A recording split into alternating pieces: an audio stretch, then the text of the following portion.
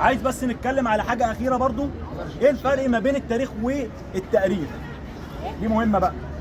ايه الفرق ما بين التاريخ والتاريخ؟ التاريخ ده اللي احنا نحكي عليه. ماشي، انت قربت. انت قول تاني كده. التاريخ ده اللي احنا نحكي. تمام. التاريخ ده اللي هو دراسه الماضي. لا بص، انت قلت الاجابه الاولانيه صح، الثانيه غلط. خلينا نقول ان احنا هنتكلم جوه قبل الاسرات وقبل التاريخ. قبل الاسرات وقبل التاريخ بقول لك قبل معرفه اصلا الكتابه، وغير ان بنتكلم في ال 30 اسره مصريه مفيش ولا واحد عمل ايه؟ كتب. الا بنتكلم بقى في الاواخر هيرودوت ابتدى يكتب تاريخ، وهيرودوت ما كانش مصري اصلا. وبنتكلم برضه هيجي واحد اسمه مانيتون السمنودي. مانيتون السمنودي ده جه عهد البطالمه. ده مؤرخ. كل دول مؤرخين. انا بكلمك ان كتابه التاريخ ككتابه ما كانتش موجوده اصلا، ظهرت بعد الاسرات او ظهرت في اواخر الاسرات. فبتكلم ايه الفرق ما بين التاريخ والتاريخ؟ اي حاجه تنفع تاريخ. تاريخ ان انا بقى ناتي في التاريخ. بالظبط، اي حاجه تنفع تاريخ. الساعه دي تاريخ، الشنطه دي ممكن تاريخ، اي حاجه عندنا ممكن تبقى تاريخ.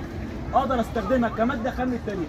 يعني انا اقدر مثلا من التمثال ده او من القبر اللي هو بقول لك الضريح ده لما اقراه اعرف هو بيرجع لمين، فاكتب. حطه في جيبه خلاص. اذا التاريخ انا ممكن اطلعه من اي حاجه، انما التاريخ واحد يكون بيعرف ينقد ويعرف يكتب، يمسك كل الحاجات دي ويبتدي يعملها في ايه؟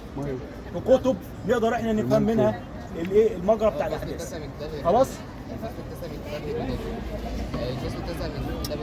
انا عرفته عايز. عموما يعني هو هيرودوت خلي بالك ده يعني ما كانش ماشي على المدرسه التاريخيه صح. خليني اقول لكم ان بنتكلم على التاريخ المصري ما اتكتبش بعهد الاسرات. طيب اتكتب ازاي يا جماعه؟ وحتى بيتكتب لحد دلوقتي ازاي؟ من خلال التاريخ مش من التاريخ. بمعنى ايه؟ بمعنى ان احنا عندنا في حاجه اسمها برديات، وعندنا في حاجه اسمها قوائم الاثار. وقوائم الاثار لما اقولها لكم جوه في حاجه اسمها قائمه برديه تورين او قائمه ابيدوس او قرنك، وهنتكلم عليهم بالتفصيل ان شاء الله. كل دي قوائم كان مكتوب فيها اسماء الملوك، والاسماء دي وكان القابهم واسمائهم واعمالهم كان الملوك بيعملوها مش للتفاخر، عشان يقول لك انا حكمت في السنه كذا واللي بعديها حكم في السنه كذا.